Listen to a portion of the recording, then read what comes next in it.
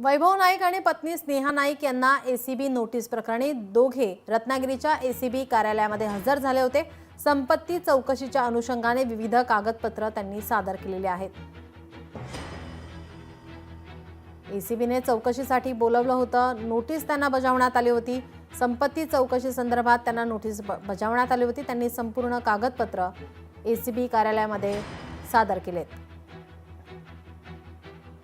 एसीबीची एकीकडे चौकशी होत असताना एसीबी एखाद्या गुन्ह्याची चौकशी होऊ शकते, परंतु इन्कम टॅक्स हे त्यातले निष्ठान असतात आणि त्यांनी सुद्धा माझी 2 वर्ष दोनदा स्कुटीने केलेली आहेत आणि त्यामुळे अशा सगळ्या फाईल आम्ही त्यांना घेऊन दाखवलेल्या आहेत।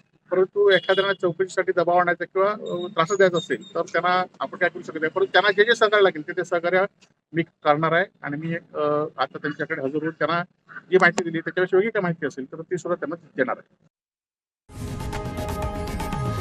लोकशाही मराठी ऐका, पहा, जागरूक रहा।